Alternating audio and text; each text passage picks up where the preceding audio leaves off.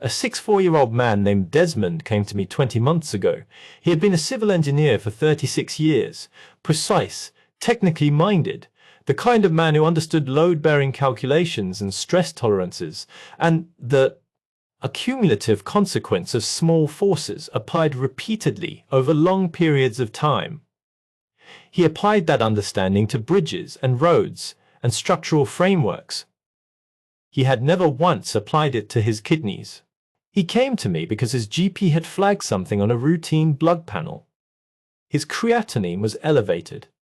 His eGFR, the measure of how efficiently his kidneys were filtering his blood, had come back at 51, stage 3 chronic kidney disease. His GP had referred him to nephrology. His nephrologist had started him on a management plan. And somewhere in the process of receiving that diagnosis and beginning that management, someone had mentioned that his diet would need to be reviewed. Nobody had reviewed it yet. He had been waiting for a dietitian referral for 11 weeks when he came to see me. He was not, by any obvious measure, a man who ate badly. He cooked at home. He did not drink excessively. He was not obese. He had managed his blood pressure with a single medication for 6 years and considered it controlled. What he ate every day was the food of a man who had absorbed 40 years of mainstream nutritional guidance and implemented it faithfully. Lean protein at every meal, plenty of whole grain, low-fat dairy products, a daily multivitamin, tinned tomatoes in most of his cooking because he had read that lycopene was protective, spinach in his morning smoothie because he had read that dark leafy greens were anti-inflammatory, a protein shake after his weekly gym sessions because he had read that maintaining muscle mass after 60 required higher protein intake. Every single one of those choices had a defensible nutritional rationale. Every single one of them, in the specific context of stage 3 chronic kidney disease, was delivering a load to his kidneys that his kidneys could no longer safely process. The spinach was delivering oxalate that was forming crystals in his renal tubules. The tinned tomatoes were delivering potassium in quantities that his impaired kidneys could not excrete reliably. The protein shake was delivering a nitrogen load that was accelerating the creatinine rise. His nephrologist was monitoring. The multivitamin contained vitamin C at doses that were being converted to oxalate in his system. And the whole grain diet he was proud of was delivering phosphorus that his kidneys were no longer filtering efficiently. He sat across from me with the bewilderment of a structural engineer who has just been told that the load-bearing calculations he trusted had been wrong. He said, "I thought I was eating well." And I told him what I'm going to tell you today. He was eating well for a healthy body. He was not eating for the body he had.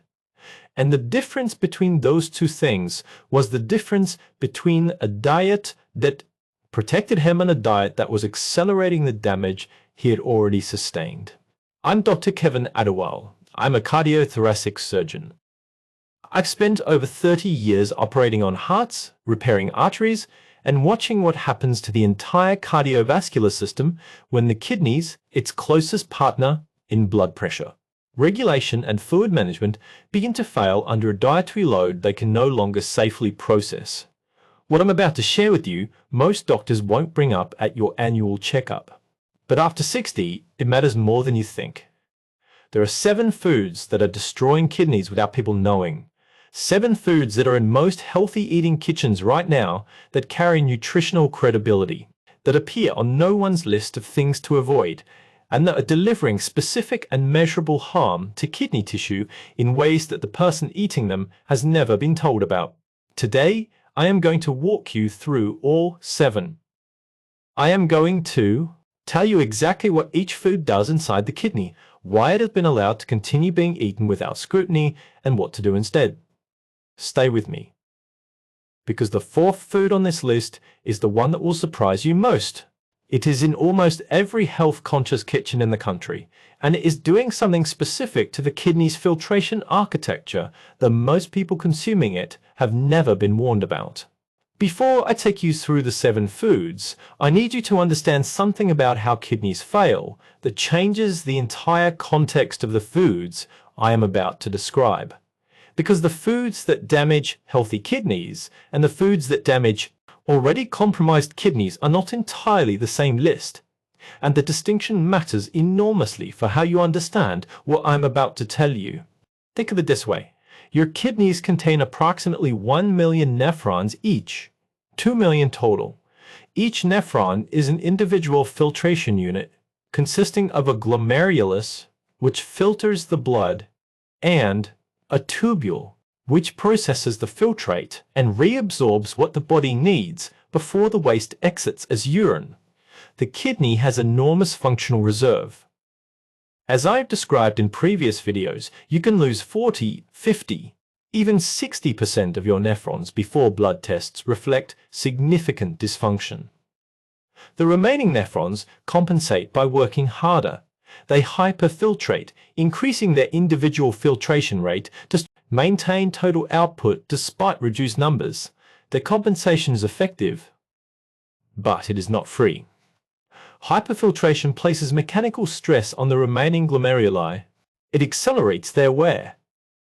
And the dietary loads that healthy kidneys distributed across 2 million nephrons are now being handled by the reduced population of surviving ones, each of which is already working beyond its designed capacity.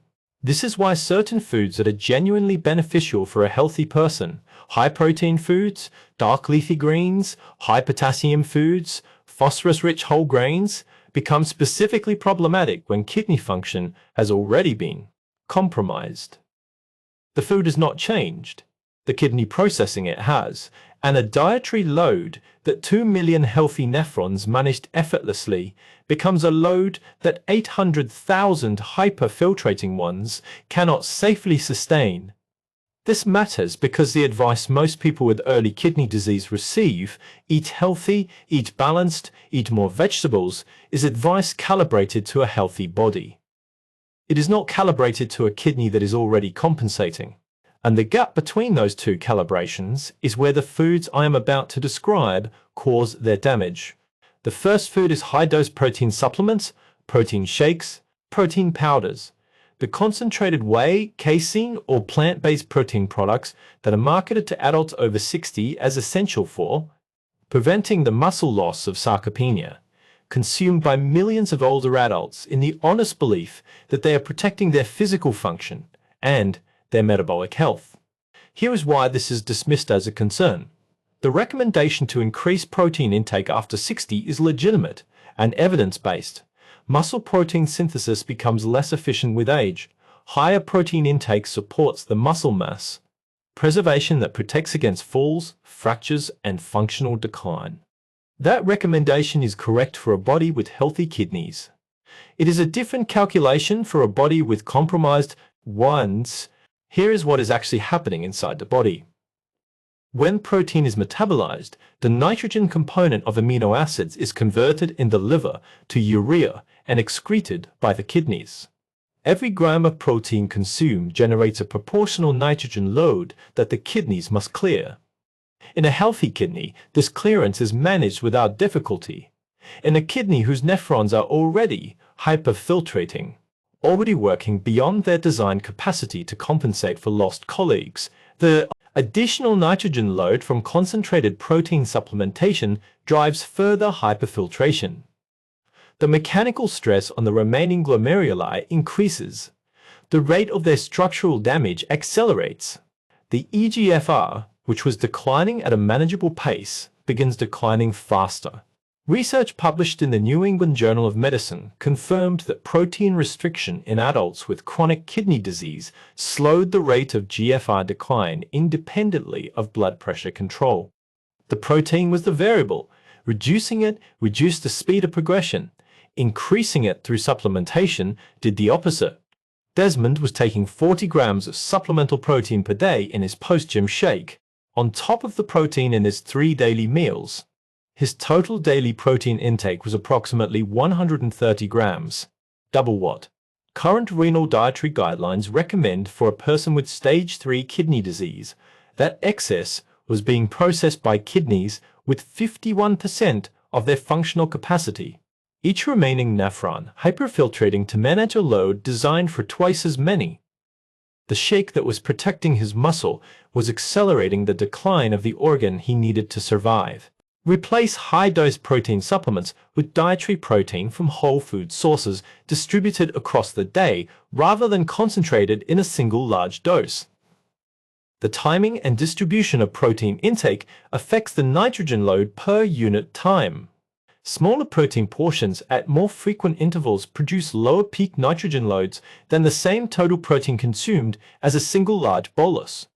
And the specific protein target for adults with chronic kidney disease, approximately 0.6 to 0.8 grams per kilogram of body weight per day, is a conversation to have explicitly with a renal dietitian, not a general dietitian, a renal dietitian. The distinction in knowledge base is significant and the calculation is individual. The second food is processed and cured meats, and I want to be specific about why this category deserves its own place on this list beyond the general cardiovascular reasons I described in a previous video.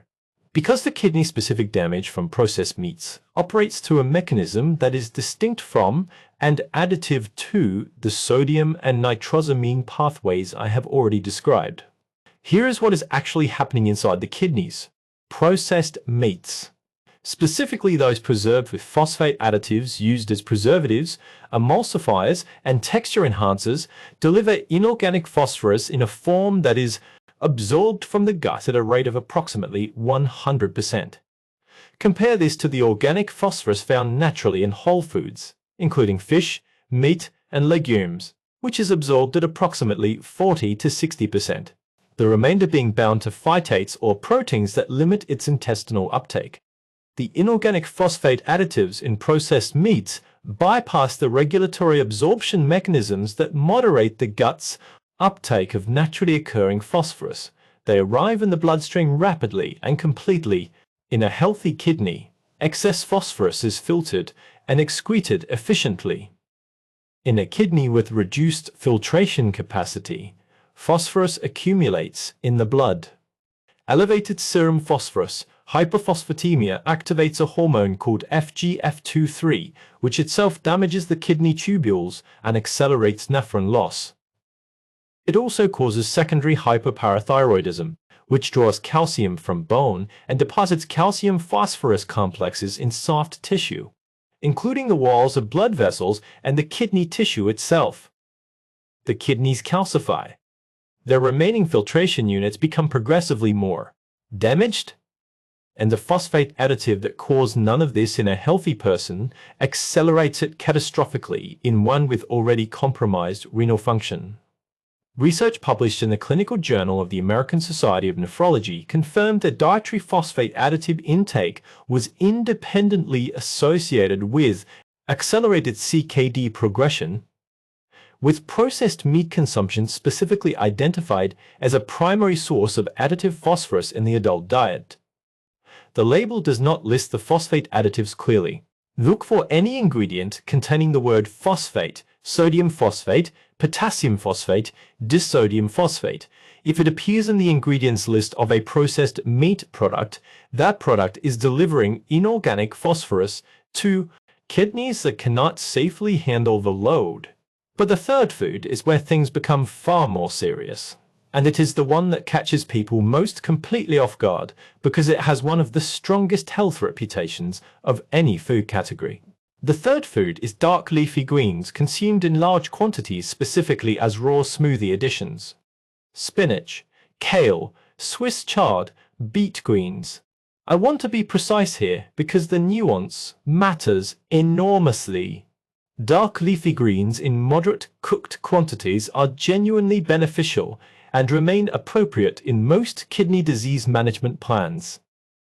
The specific problem is large quantities of raw oxalate-rich greens consumed as part of daily green smoothies, a dietary habit that has exploded among health-conscious adults over 50 and that is delivering an oxalate load to compromised kidneys that was never anticipated when the green smoothie trend began.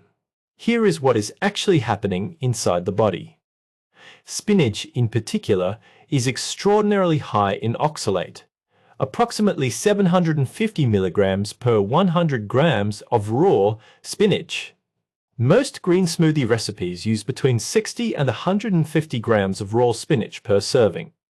A single smoothie can therefore deliver between 450 and 1,100 milligrams of oxalate, compared to the 40 to 50 milligrams that a moderate portion of cooked spinach delivers.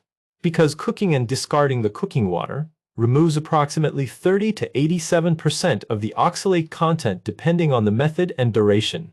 In a healthy kidney, oxalate is filtered and excreted in the urine, where it may combine with calcium to form calcium oxalate, the most common form of kidney stone.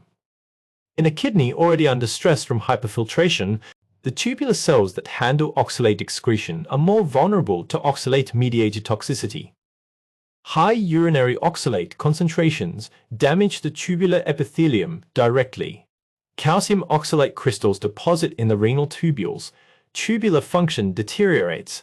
Nephrons are lost. Research from the American Journal of Kidney Diseases documented a series of cases of acute oxalate nephropathy, rapid, severe kidney injury driven by oxalate crystal deposition in adults who had initiated daily green smoothie habits using large quantities of raw spinach or other high oxalate greens. In each case, the individuals had been health conscious, had adopted the smoothie habit with protective intention, and had no prior kidney disease that they were aware of. Several sustained permanent kidney function loss. Let me ask you something directly. Are you making a green smoothie every morning with raw spinach as a primary ingredient? And has anyone ever discussed your oxalate intake with you in the context of your kidney health?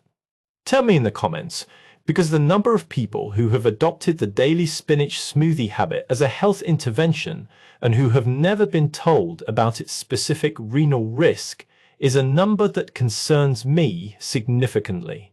Switch to lower oxalate greens, romaine lettuce, rocket, cabbage, or cook and drain spinach before adding it to anything. The oxalate reduction from cooking is not trivial. It is the difference between a nephroprotective habit and a nephrotoxic one dressed in the vocabulary of health. The fourth food is the one I told you would surprise you most. Vitamin C supplements at high doses. Specifically, supplemental vitamin C ascorbic acid taken at doses of 1,000 milligrams or above daily, which is the dose most commonly sold in effervescent tablets, in immune support formulations, and in the high-dose supplement products that millions of adults take daily as a general health intervention. Here is why this is dismissed as a concern. Vitamin C is water-soluble. The established understanding is that water-soluble vitamins cannot accumulate to toxic levels because the kidneys excrete any excess in the urine. That understanding is correct for vitamin C itself. It is incorrect for the metabolic product of vitamin C because vitamin C ascorbic acid is metabolized in the body to oxalate, the same oxalate that raw spinach delivers. The same compound that deposits as calcium oxalate crystals in kidney tubules. The same mechanism, a different source. Here is what is actually happening inside the body. Approximately 40 to 50% of a high supplemental vitamin C dose is converted to oxalate during hepatic metabolism. At a dose of 1,000 milligrams daily, one standard high-dose tablet per. Additional daily oxalate load from this conversion is approximately 400 to 500 milligrams.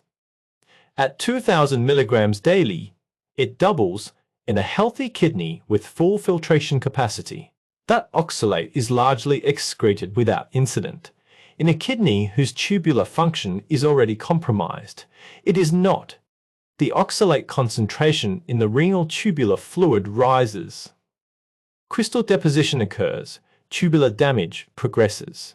Research published in JAMA Internal Medicine documented a case series of hyperoxaluria, abnormally elevated urinary oxalate, in adults taking high-dose vitamin C supplements with renal biopsy findings confirming calcium oxalate crystal deposition. In the renal tubules, in cases where high-dose supplementation had been maintained for extended periods, the Cochrane Review of Vitamin C supplementation at high doses noted specifically that individuals with pre-existing kidney disease should avoid supplementation above 200 milligrams daily, the dose easily achievable from dietary fruit and vegetables without supplementation. If you are taking high-dose vitamin C supplements, any formulation above 200 milligrams daily, and you have any degree of kidney impairment or any history of kidney stones, please stop and discuss this with your nephrologist or GP before continuing. The immune support rationale that drove the supplementation decision was never assessed against the specific renal risk of the oxalate conversion in a compromised kidney. That assessment needs to happen before the next tablet is taken. The fifth food is salt substitutes, specifically the potassium chloride-based salt substitutes sold in most supermarkets and health food stores as a safer alternative to sodium chloride for people managing their blood pressure. Low salt. New salt. Potassium-based seasoning products, products that carry the implicit endorsement of being chosen by people who are taking their sodium intake seriously and replacing it with something that appears clinically responsible. Here is what is actually happening inside the body. Potassium chloride delivers potassium in a concentrated, rapidly absorbed form. In a healthy kidney, excess potassium is efficiently excreted. The kidney is extraordinarily good at potassium management in the healthy state. In a kidney with reduced filtration capacity, potassium excretion is impaired. Blood potassium levels rise. Hyperkalemia, elevated serum potassium, is one of the most acutely dangerous electrolytes abnormalities in medicine. At potassium levels above 5.5 millimoles per liter, the electrical environment of the cardiac cell membrane becomes unstable. The heart's rhythm becomes susceptible to potentially fatal arrhythmias. At 7.0 millimoles per liter and above, cardiac arrest is possible. That is not a theoretical risk. It is the documented, specific, and serious complication of potassium accumulation in impaired kidneys. And a person with stage 3 chronic kidney disease using potassium-based salt substitute generously in their cooking, believing they are protecting their blood pressure by avoiding sodium, is delivering a potassium load to kidneys that cannot safely excrete it. The cardiovascular consequence of that accumulation does not announce itself with symptoms until the potassium has already reached dangerous levels. The first sign is often a cardiac monitor showing a pattern that tells a cardiologist something urgent must happen immediately. Research from the New England Journal of Medicine confirmed that unintentional hyperkalemia from potassium salt substitute use was a significant and underappreciated cause of cardiac arrhythmia in adults with chronic kidney disease, and that, in the majority of cases, the patients using the substitute had not been told by any prescribing clinician that their kidney function made potassium salt substitutes dangerous. They had bought them over the counter. They had used them in good faith. Nobody had connected the kidney function to the potassium risk to the cardiac consequence.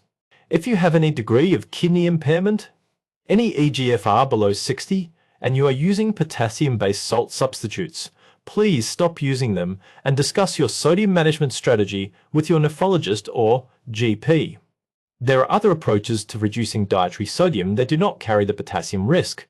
Fresh herbs, lemon juice, garlic, spices that provide flavor without either sodium or potassium loading.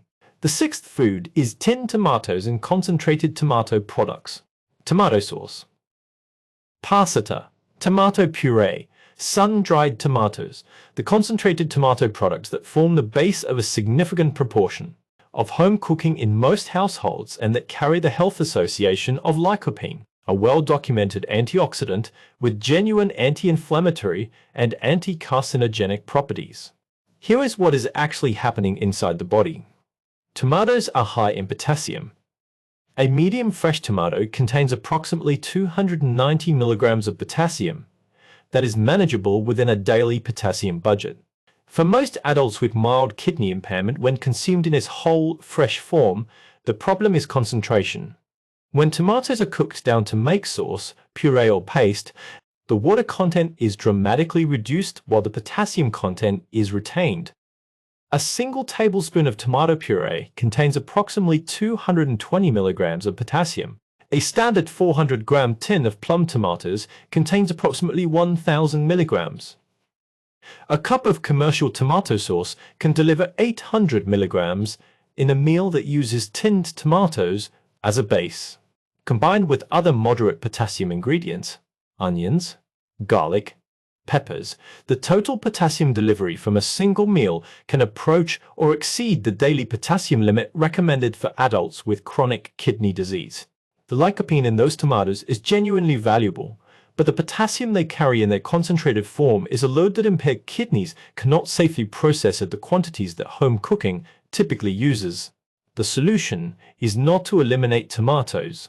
It is to use them in fresh, whole form in modest quantities, to avoid concentrated forms, and to account for the potassium content within the daily budget, rather than treating tomatoes as a neutral health food with no renal consequence. Research from the Journal of Renal Nutrition confirmed that tomato and tomato product consumption was among the top 5 contributors to excess dietary potassium in adults with chronic kidney disease in the United Kingdom, and that the majority of patients consuming those products were unaware that concentration dramatically increased the potassium load compared to fresh tomato equivalent portions. The 7th food is the one that Desmond was least expecting when I reached it at the end of our conversation: whole grain bread and whole grain cereals. The foods most consistently recommended as superior to their refined alternatives. In virtually every mainstream nutritional guideline, whole wheat bread, brown rice, bran cereals, whole grain crackers, upgrade that most health-conscious adults made decades ago and have never revisited. Here is what is actually happening inside the body. Whole grains are significantly higher in phosphorus than their refined counterparts. Brown rice contains approximately 150 milligrams of phosphorus per cooked cup. White rice contains approximately 70. Whole wheat bread contains approximately 90 milligrams per slice. White bread contains approximately 25. The reason is the bran, the outer layer of the grain, that is removed in the refining process, which is the primary site of phosphorus storage in the grain. Whole grains retain the bran, refined grains do not.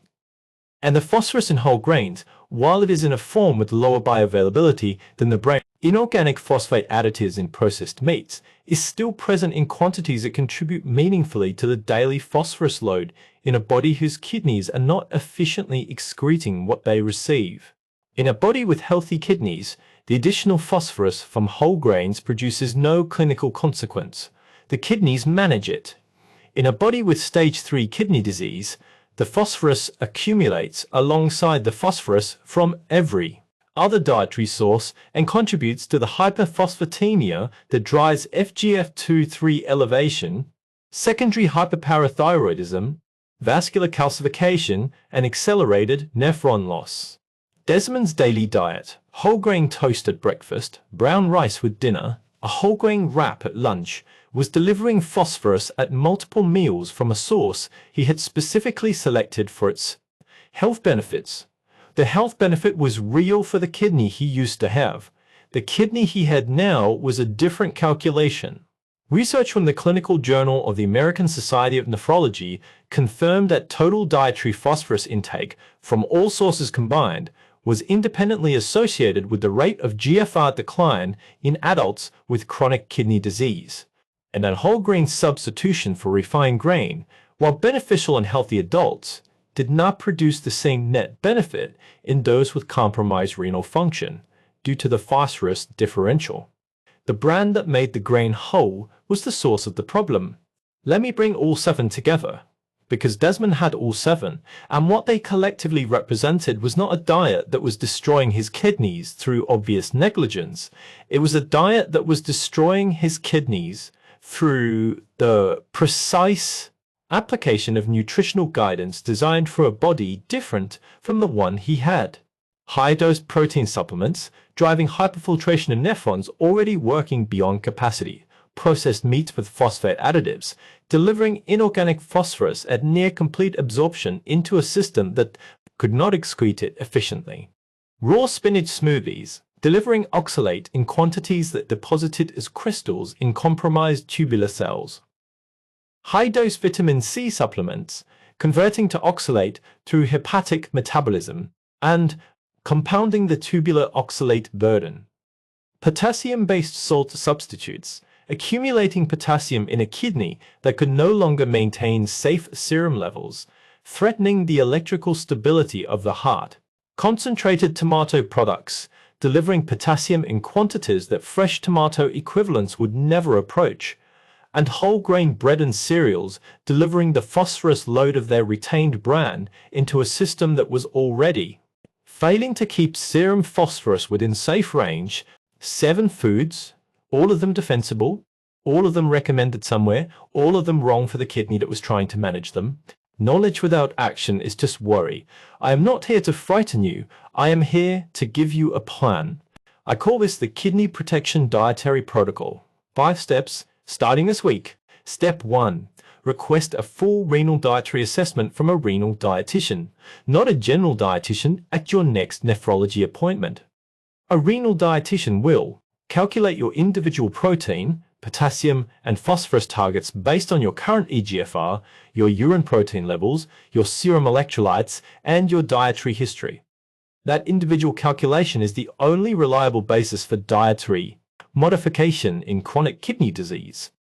General nutritional guidance calibrated to healthy adults is not the right framework. Do not accept general dietary advice as a substitute for renal-specific dietary advice. Step 2. Stop all supplements except those specifically prescribed by your nephrologist. Vitamin C above 200 milligrams, high-dose protein powder, high-dose vitamin D that has not been specifically prescribed. Herbal supplements, many of which contain compounds with direct nephrotoxic effects, including aristolochic acid in certain traditional herbal preparations. All of these are delivering loads to kidneys that cannot safely process them. No supplement should be assumed neutral in the context of impaired renal function. The assumption of neutrality is what allowed Desmond's daily supplement routine to continue for years without scrutiny. Step 3. Replace potassium-based salt substitute with flavor alternatives that do not carry electrolyte risk. Fresh lemon juice, fresh garlic, fresh ginger, ground cumin, turmeric, paprika, black pepper. Reduce sodium soy sauce in modest quantities. Fresh herbs including basil, coriander, parsley, and chives. These provide flavor and complexity that reduces the perceived need for salt without the potassium loading that makes salt. Substitutes specifically dangerous in compromised kidney function. Step 4. Switch your smoothie grains from raw spinach to lower oxalate alternatives, romaine lettuce, rocket cabbage, iceberg lettuce. None of these carry the oxalate burden of spinach, kale, or Swiss chard in raw form. If spinach is important to you, cook it. Drain the cooking water and use the cooked version in cooked dishes rather than raw in smoothies. The oxalate reduction from cooking is real and significant. Step 5. Bring your complete food diary, 3 days of everything you eat and drink, to your next nephrology or GP appointment and ask for it to be reviewed specifically against your current electrolyte results. Your serum potassium, your serum phosphorus, your serum albumin. The food diary read against those numbers will identify which specific dietary sources are driving any values outside the target range. That conversation requires the diary. The diary requires 3 days of deliberate recording. Start tomorrow. I want to come back to Desmond. After his renal dietitian assessment, which he received 6 weeks after our conversation, following an expedited referral, his daily protein target was set at 56 grams. His protein shake was stopped. His potassium target was set at 2,000 milligrams daily. His tomato-based cooking and his potassium salt substitute were both addressed. His phosphorus target was established and his whole grain foods were moderated to white rice and white bread in limited quantities until his phosphorus was controlled. His raw spinach smoothie was replaced with a romaine and cucumber preparation. His vitamin C supplement was stopped. At his 12-week review, his eGFR had risen from 51 to 57. Not dramatic, not a cure, but a directional change that his nephrologist described as the first upward movement in the 18 months since his diagnosis. His serum potassium had fallen from 5.4 to 4.6 millimoles per liter, out of the range that had been making his cardiologist nervous. His serum phosphorus had normalized for the first time since his diagnosis. He came back to see me 4 months after those changes. He sat across from me with a particular expression of a structural engineer who has just understood that the stress calculations were wrong, not because the engineer was incompetent, but because the load data was incomplete. He put his blood results on the desk between us. He looked at them for a pack moment, and then he said the thing that has stayed with me ever since. He said, "I was applying the right calculations to the wrong structure." He paused. Then he looked at me and said, "Someone should have told me which structure I was working with before I started loading it." That is the entire problem. The dietary guidance that most people with early kidney disease are following was designed for a healthy structure. The structure changed. Nobody updated the guidance, and the foods that were correctly selected for the original structure are delivering loads that the current one cannot safely bear. You now know which foods those are. You now know the mechanism, and you now know what to do differently. Which of these 7 foods are you, or someone you care about consuming daily, in the belief that they are genuinely protective? Tell me in the comments below. I read every single one, and those answers tell me how many people are doing what Desmond did, applying the right intention to the wrong calculation. And how many of them can course correct before the eGFR reaches a number that forecloses the options that are still open today? If this video gave you something that changes what you put in your morning smoothie or reaches for in the supplement cabinet, share it.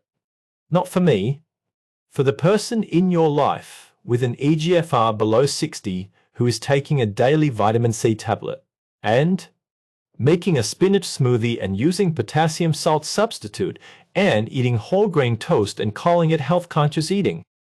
They may not know what those choices are doing to the nephrons that remain, but you do know, and that is exactly why you are here.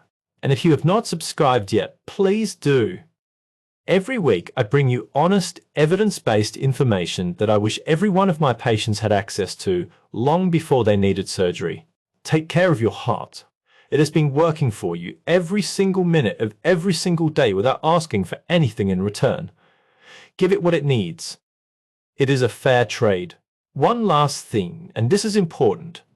Everything I have shared today is general medical information based on published research and my clinical experience as a cardiac surgeon. It is not a substitute for your personal medical care. The dietary guidance appropriate for chronic kidney disease is highly individual and depends on your specific eGFR, your serum electrolyte values, your protein levels, and your complete clinical picture. Please do not make dietary changes based on this video without discussing them with your nephrologist or renal dietitian first. They know your numbers. They know your clinical picture. I do not. This is education. Use it as the beginning of that conversation. The conversation that Desmond wishes someone had started with him 18 months earlier.